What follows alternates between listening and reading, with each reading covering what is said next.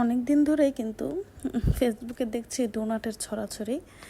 তো যেহেতু ডোনাটটা বাচ্চাদের খুব পছন্দের একটা আইটেমের মধ্যে একটি, তো চেষ্টা করলাম আমি একটু বানাই। কিন্তু বিশ্বাস করেন আমার কোনো আইডিয়া নেই, কিংবা আমি কিন্তু কোনো প্রকার প্রশিক্ষণ নিইনি কোনোখান থেকে যে পারবো। তারপর বাচ্চারা যেহেতু আবদার করছিল, একটু চেষ্টা করেছিলাম বানাতে। এটা কিন্তু আমার প্রথম অ্যাটেম্প্ট না, আমি কিন্তু এর আগে বানিয়েছিলাম, তো তখন বেশি একটা ভালো হয়নি। একটু ভুল ছিল, ওগুলো ঠিক করে এবার বানালাম। আলহামদুলিল্লাহ খুবই মজা আর খুবই সফট হয়েছিল। আর সবচেয়ে আশ্চর্য ব্যাপার হচ্ছে পরের দিন এটা খুবই নরম ছিল। রেসিপিটা এত ভালো হবে জানলে অবশ্যই আমি মিক্সিংটাও আপনাদের সাথে শেয়ার করতাম, যদিও আমি এটা ভিডিও করিনি। তো আমি বলে দিচ্ছি, ময়দা নিয়েছিলাম, সাথে নিয়েছিলাম একটা ডিম, একটু বেকিং সোডা আর ইস্ট, দুধ।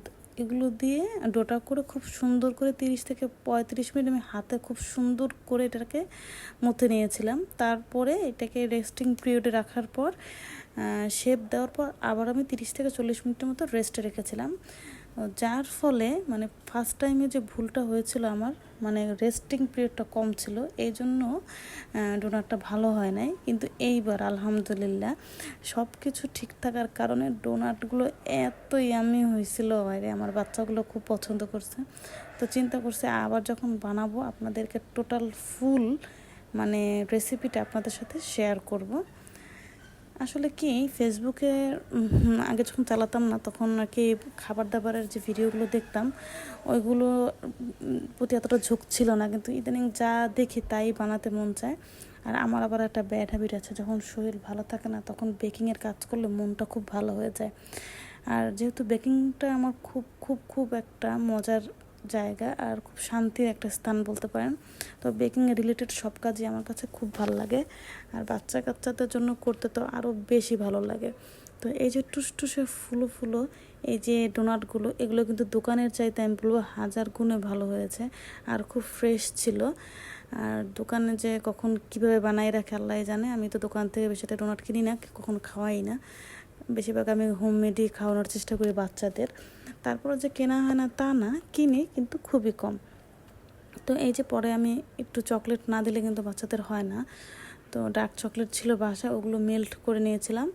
তো নিয়ে এই 1 বাই 1 লাগিয়ে রেখে দিচ্ছিলাম। তো আর আমার বাচ্চাটা কিন্তু এই ডোনাটগুলো খুবই পছন্দ করেছিল। আর বেসিক্যালি চকলেটে কোট করা ডোনাটগুলো খুব ভালো লাগছে ওর। তো যাই হোক, তো এইভাবে দিয়ে দেখলাম। আর যে মাঝখানে যে আমি বলগুলো কেটেছিলাম এগুলো ছোট ছোট ছিল, তো এগুলো কিন্তু আমি ফালাইনি। এগুলো এরকম তেলে ভেজে নেওয়ার পরে খুব ফ্লাফি আর নরম হয়েছিল। খেতে কিন্তু মাশাল্লাহ খুবই মজা হয়েছে, কোনো অংশে দোকানের চেয়ে কম না। অনেকে বলে যে ঘরের খাবার ভালো হয় না, দোকানেরটাই ভালো লাগে, কিন্তু আমি বলবো একটু সময় নিয়ে চেষ্টা করুন, দেখবেন ঘরের খাবার কিন্তু মানসম্মত হবে। হয়তো বা ওরকম টেক্সচার না পেলেও খাবারটা আপনার যে বাচ্চাদের খাওয়াবেন খুব শান্তিতে খাওয়াবেন, এতে আপনার কোনো প্রকার হার্মফুল কিছুই ইউজ করা হয়নি। তো আমার কিন্তু এইসব টাইপের খাবারের প্রতি খুবই ঝোঁক, মাঝে মাঝেই ট্রাই করি বাচ্চাদেরকে করে খাওয়ানোর জন্য। আসলে যখন আমি নতুন আমার পেজটা খুলি তখন কিন্তু বেকিংয়ের উপরেই ছিল, কিন্তু পরে আস্তে আস্তে দেখা যায় সব ধরনের রান্নাবান্নাই আমি আমার এই পেজে শেয়ার করে থাকি। তো আপনাদের কাছে কোন কোন ধরনের মানে টপিকের ভিডিওগুলো ভাল লাগে আমার সাথে অবশ্যই বলবেন।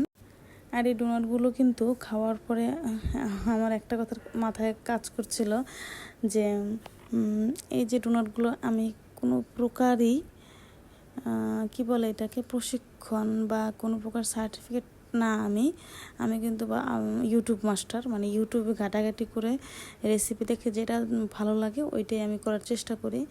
তো এটা কিন্তু ইউটিউবেও ঘাটিনি, ইদানিং ফেসবুকে যেহেতু ডোনাট খুব ভাইরাল, অনেক ভাইরাল আপুদের ভিডিও দেখে একটু বুদ্ধি খাটিয়ে বানিয়েছিলাম। আর এটা কিন্তু একদম নো ফেল রেসিপি। এটাতে কিন্তু আরেকটা ভালো কথা, এটাতে কিন্তু আমি কোনো প্রকার বাটারও দেইনি, জাস্ট মানে কি বলবো একদম অল্প খরচের মধ্যে খুব মজার একটা বিকেলের নাস্তা। আপনারা কিন্তু ঘরে বসে খুব সুন্দর করে বানিয়ে নিজে খেতে পারেন। এই যে লাস্টে যে গুলো ছিল ওগুলো আমি চকলেটে কোট করে নিয়েছিলাম।